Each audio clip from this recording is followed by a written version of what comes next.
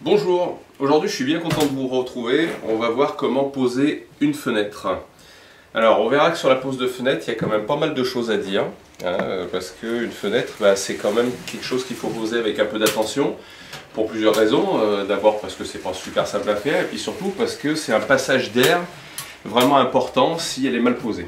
Donc voilà la fenêtre qu'on va poser. C'est une fenêtre pour une salle de bain, c'est un abattant qui s'ouvre comme ça. En effet, une fenêtre, ça se pose, bien évidemment, dans la maçonnerie, on laisse une réserve, ce qu'on appelle un tableau, donc c'est ce qu'on voit ici. Là, le tableau, on l'a fait avant de savoir la taille exacte de la fenêtre qu'on a fait. Donc on l'avait fait sur un format standard de 80 par 50 cm. Et il se trouve qu'en promotion, on a trouvé donc cette fenêtre qui est un peu plus large, donc ce qui veut dire qu'il va falloir élargir légèrement le tableau. L'avantage de travailler avec du béton cellulaire, c'est qu'on va pouvoir agrandir le tableau en le recoupant. Et deuxième chose, quand vous posez une fenêtre, il y a trois types de poses principales. La première pose, c'est en applique, c'est-à-dire qu'on va venir appliquer notre fenêtre contre le mur.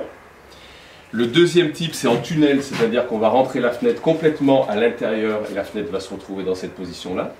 Et troisième mode de pose, celui que moi je préfère, c'est en feuillure, c'est-à-dire qu'on va découper dans la maçonnerie 5 cm ou 6 cm de profondeur, ici et ici, et on va encastrer la fenêtre pour qu'elle vienne donc appuyer contre la maçonnerie. On va voir exactement comment on fait ça.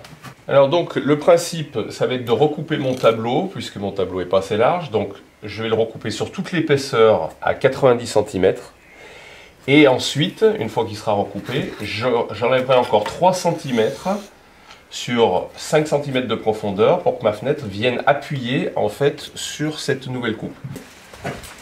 Je fais donc la même chose de l'autre côté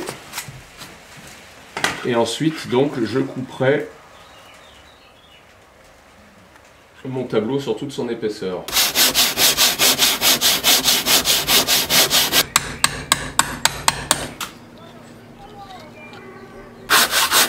Donc là, une fois qu'on a commencé à couper en biais 2 fois, on fait à peu près droit et après on coupe en remontant, ou en descendant si vous l'avez fait en descendant. Et puis une fois qu'on aura fait la première coupe, on fignolera pour que le tableau soit bien propre.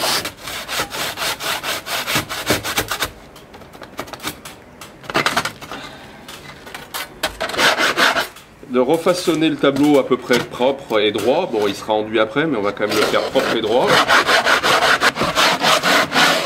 Voilà. Je vais tracer ma feuillure.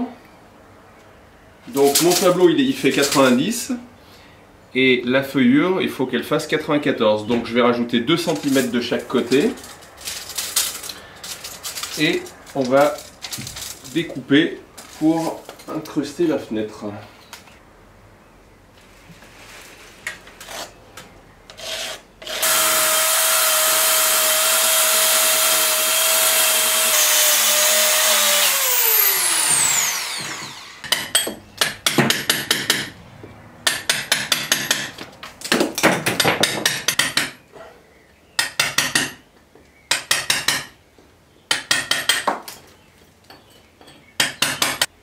Donc alors, voilà ma feuillure, donc ma fenêtre va venir en appui la contre. Là j'ai préparé également la feuillure pour le bas de ma fenêtre. Et puis ensuite, donc j'ai laissé un peu plus de hauteur puisque là on va avoir un appui de fenêtre en zinc.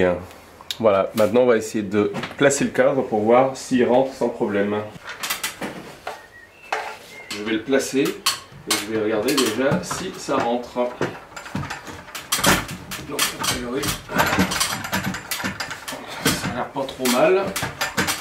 Il faut que je regarde, j'ai encore 1 ou 2 petits endroits qui touchent, donc je vais les préparer. Puis donc dessous, on a l'épaisseur donc de l'appui de fenêtre avec le zinc. Le dormant est en place. Maintenant, il faut vérifier 2 choses. Donc que notre fenêtre est d'aplomb comme ça. Donc là, il faut que je la sorte un tout petit peu et qu'elle est bien d'aplomb comme ça. Alors là, vu qu'on est en appui sur l'appui de fenêtre et que l'appui de fenêtre a été posé de niveau, il n'y a pas de souci, on est bien de niveau. Donc la fenêtre, une fois qu'elle sera posée, elle sera collée, mais également, on va la visser. Donc je vais, dans un premier temps, faire mes trous. mettre mes chevilles et ensuite je renlève ma fenêtre, je rentre les chevilles et je revisse. Donc voilà les chevilles en nylon hélicoïdal de chez Fischer qu'on va rentrer donc en force dans le Syporex.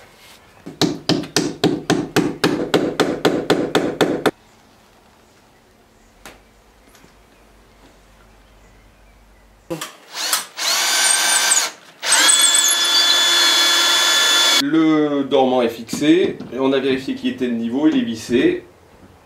Maintenant, je remets mon ouvrant.